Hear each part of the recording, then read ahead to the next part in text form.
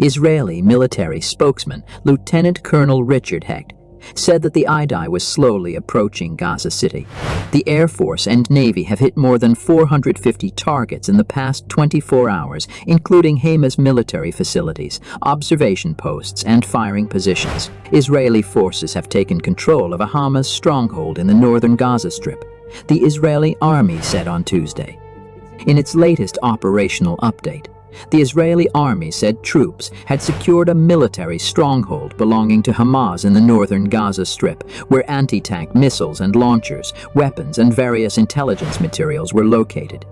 He noted that there had been 13 clashes between Israeli forces and Hamas militants in the West Bank. Israel continues to make rapid progress. Yesterday's Special Forces raid was both successful and critical. Hamas points are being deducted one by one.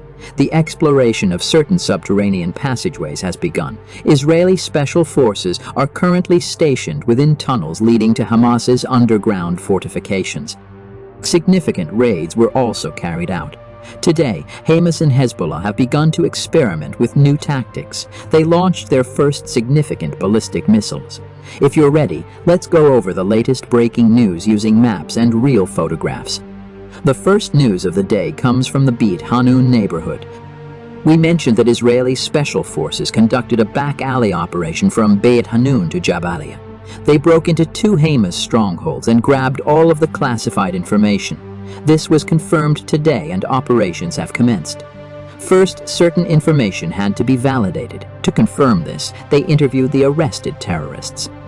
They ensured the accuracy of the information by comparing what the terrorists stated during the interrogation with what they learned. Some of this material referred to the Beit Hanun structures and underground passageways. The locations of the terrorists stationed on the building's top story were divulged, and Israeli fighter jets were dispatched. They had placed heavy weaponry on the rooftops of selected buildings in the forward areas, awaiting the arrival of Israeli soldiers.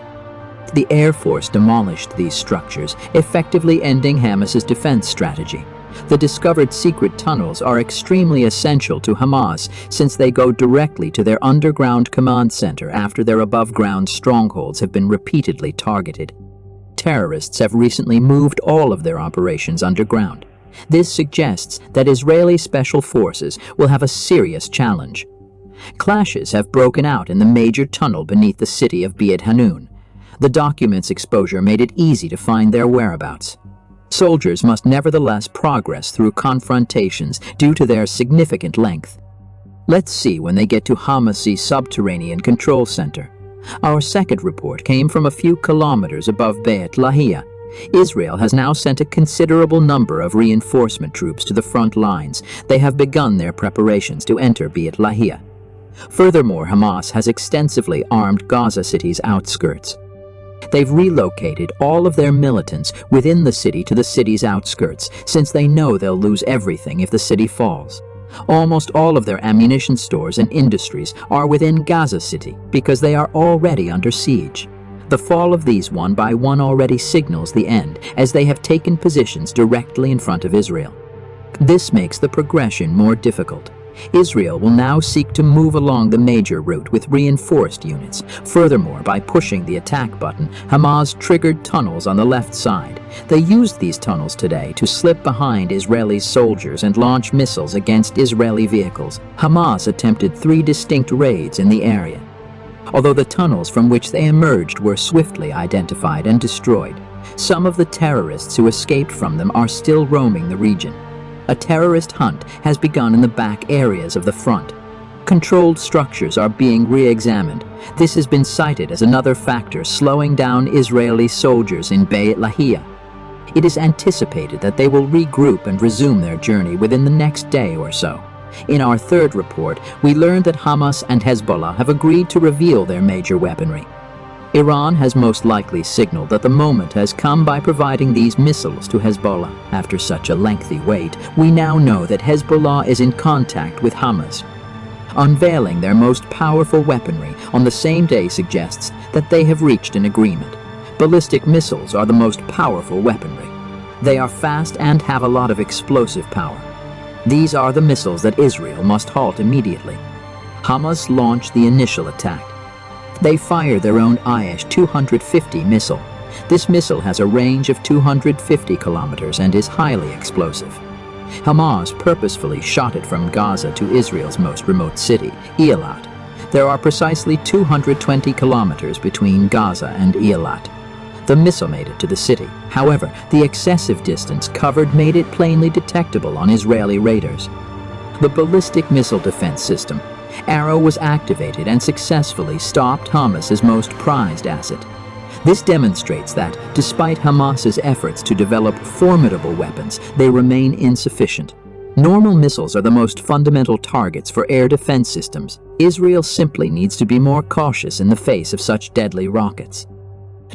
On the same day, Hezbollah displayed their largest trump card, the Burkin 2 missile with a 1,000-kilometer range. Iran has developed a rapid missile. The missile's goal is to reach its target without coming into contact with air defense systems because of its speed. Its long range, on the other hand, puts it in a bind. Iran has recently transferred a number of these missiles from Syria to Lebanon. They attached them to vehicles in preparation for use by Hezbollah. Iran was most certainly given the order to attack today. 2 huge missiles were fired toward Israel as the missiles approached the battle lines. Due to Israel's deflection, one landed in a far unrelated location, while the other fell near a checkpoint. They were able to redirect the missile from its intended target and safeguard the checkpoint, thanks to advanced defense devices. On the other hand, the explosion smoke cloud showed how quickly Israel needed to respond. Following this attack, they promptly launched their planes and attacked the missile site. It is possible to see the cloud that resulted from the massive missile explosion by Hezbollah. Iran did not achieve its objective today either. Both Hamas and Hezbollah lost their day's most valuable weaponry. Let's watch how Israel responds to these new rockets in the following days. Our 4th report comes from the Giza pyramids. Israel's efforts continue to the point where they divide the city in half. Every day, logistic vans carry goods here. Checkpoints on the 2 main routes, in particular, have been extensively fortified. This is because, according to information, Hamas will shortly launch an attack here to clear the path. Every day, supplies run short in the region, forcing them to launch an offensive to break the blockade. Israel is strengthening the defenses along the major roadways since they are aware of this fact. Armored bulldozers are working around the clock to build fortified hills in the area. In the middle of these hills, a military outpost will be established in order to provide protection from any incoming missile attacks. In addition, the region is seeing the introduction of a number of specialized anti-drone technologies. An impregnable defense is being prepared in every conceivable way. As time goes on, it will become very challenging for Hamas, which does not possess a permanent army, to attack these defenses. Finally, the tensions on the border between Lebanon and Israel have not subsided. The emergence of Hezbollah's most powerful missile has accelerated the pace of development. The Israeli Air Force has initiated aerial bombardment of Hezbollah targets around the area. There are some areas that have been reinforced in particular. These are designed to survive assaults and are equipped with defenses. These locations are immune to destruction from artillery and missile weapons. On the other side, terrorists tend to forget that Israel possesses bunker-busting bombs at this point.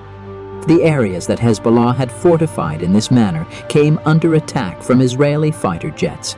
It is believed that a great number of terrorists have been eliminated.